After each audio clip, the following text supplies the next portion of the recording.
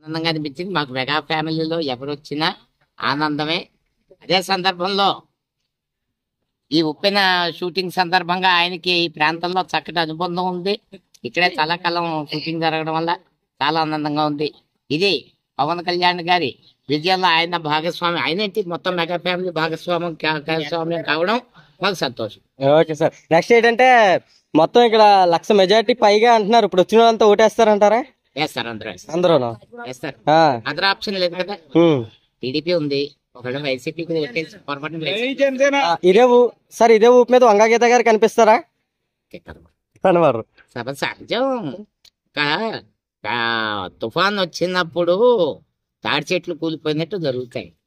ఈ ఎలక్షన్ 2019 కాదు, అదొకటి దృష్టిలో పెట్టుకోవాలి. Okay sir. ఇంకోటి ఏంటంటే ఎవరైనా హీరో గానీ హీరోలు కానీ చూడాలంటే హైదరాబాద్ వెళ్లాల్సి వచ్చేది. ఇప్పుడైతే మాత్రం పిఠాపురం అంటున్నారు. ఏంటది? వస్తే మొత్తం సెలబ్రిటీలు ఎవరో ఒకరు కనిపిస్తారు. ఎవరొక్కరు ఇప్పుడే కాదు, రాబోయే రోజుల్లో సినిమా షూటింగ్లు, పవన్ కళ్యాణ్ గారి షూటింగ్లు కూడా చాలా మట్టుగా ఇక్కడే జరుగుతాయి. ఎలక్షన్స్ అయిన తర్వాత కంప్లీట్ అవ్వాల్సిన స్టేజ్ లో ఉన్నాం. Maximum Kakinada, Pithapuram, beach road లో ఇక్కడ జరుగుతాయని మా అంచనా. అయితే ఇక్కడైతే మాత్రం పవన్ కళ్యాణ్ గారు వచ్చేస్తారు, ఖచ్చితంగా వస్తారు. పిఠాపురం రూపురేఖలు మారుస్తారు. ఒకటే అడుగుతున్నా నేను, మీకు పిఠాపురం నియోజకవర్గం ప్రజలకి 500 కోట్లు ఖర్చు పెట్టి ఎన్నికల్లో గెలిచే ఎమ్మెల్యే కావాలా?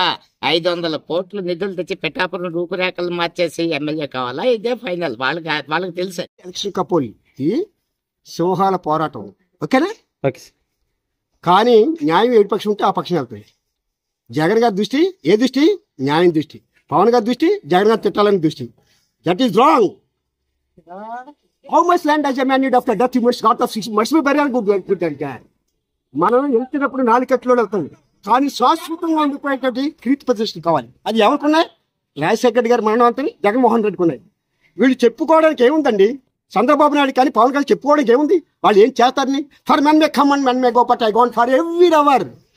కాలం అంట పాత నీరు వస్తున్నప్పుడు కొత్త నీరు వస్తున్నప్పుడు పాత నీరు వెళ్ళిపోతాయి.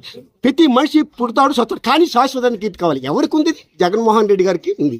అవును సార్. పవన్ కళ్యాణ్ కానీ చంద్రబాబు కానీ విరగొడికి అయిపోయి నథింగ్ టు ఇట్.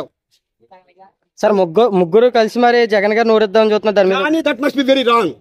ఎందుకు చేస్తానంటే న్యాయం ధర్మం అనేది కంపల్సరీ దేవుడు చూస్తాడు. God is one, death my share. అవి ఎక్కడికి పోయినా సాగు తప్పదు, ఎక్కడికి పోయినా నీతి ధర్మం ఒక్కటే. Okay okay sir.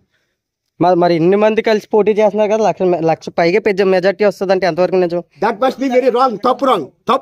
నేను తప్పు అని అంటాను.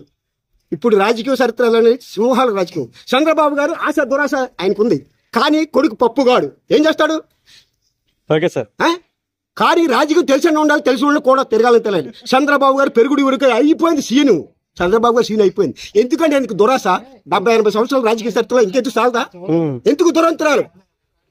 40 సంవత్సరాలు ఒక యువకుడు ప్రజల కష్టాలు తీర్చాడు, చూశాడు, కళ్ళతో విన్నాడు, చేతితో చూపించాడు, అందరికి కడుపు నిండా పెట్టాడు. అలాంటి వాడిని ఎవరు ఊతురుకుంటారు సార్? అందరూ కూడా ఆల్ప్లేనే.